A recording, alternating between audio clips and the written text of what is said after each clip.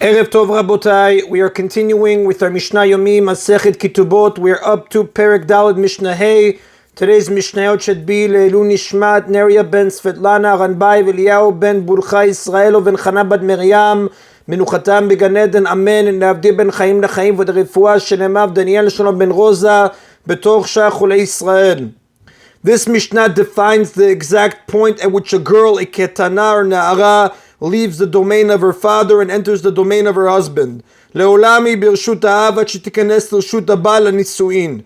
She is always in the domain of her father until she enters the domain of her husband to complete her marriage. This means that she goes into the chuppah, which is the groom's house or private chamber, that the bride enters for the sake of effecting nisuin. In fact, Rav's version of the Mishnah reads, ad shetikanes lechuppah, until she enters the chuppah. At this point, the father loses his rights with respect to his daughter listed in the previous Mishnah, and the husband gains his rights. This is also relevant to the laws of Tirumah, because the daughter of a non-Kohen who marries a Kohen is prohibited to eat Tirumah until the chuppah ceremony. Now we will learn B'ezrat Hashem B'li Neder in chapter 5 Mishnah 2 that a bride is given 12 months after Erusin to prepare for her nisuin. Once the 12 months have passed, the groom is obligated to marry her, and even if he does not do so, he must pay for her support. Nevertheless, she remains forbidden to eat tirumah until she enters the chuppah, as the Rav explains at the end of chapter 5 Mishnah 3.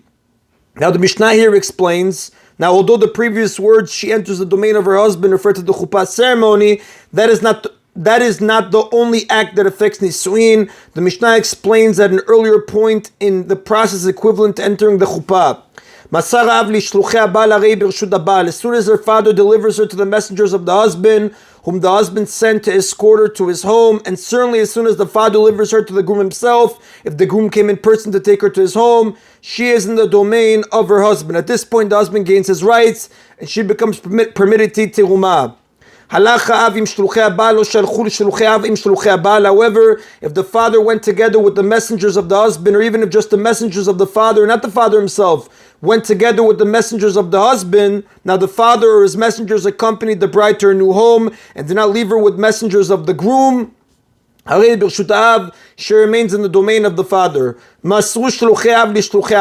Even if the messengers of the father were told by the father to escort the bride to the husband himself, but on the way they met the husband's messengers and they gave her over to the husband's messengers, she is in the domain of the husband. Although the husband's messengers did not do exactly what he told them, their handing over of the bride to the messengers of the husband is equivalent to nisuin, as though they handed her over to the husband himself. And that is then of Mishnah Hey.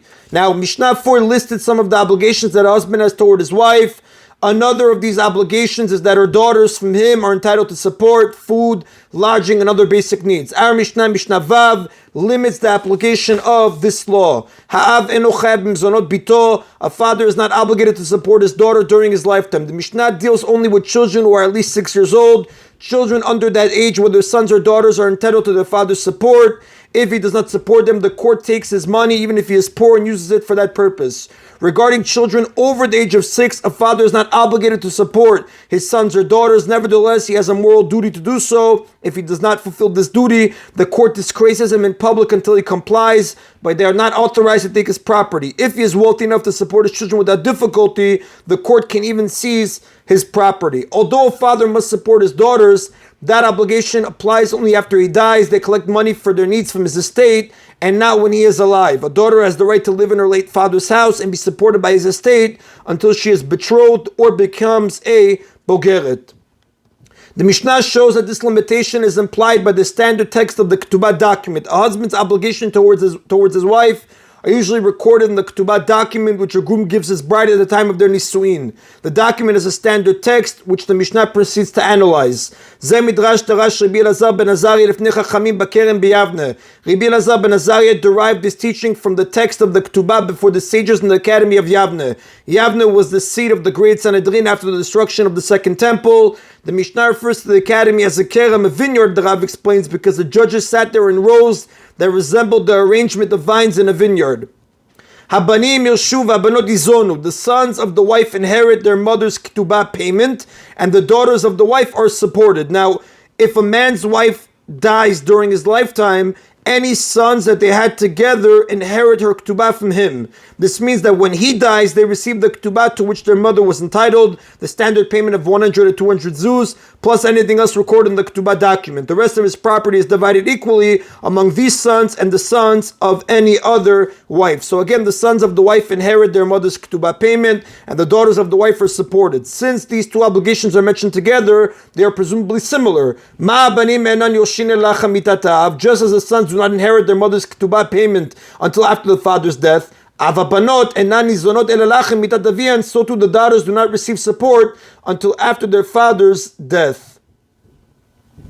And that is on the botai of today's Mishna Yomi. Baruch Adonai Leolam. Amen v'amen.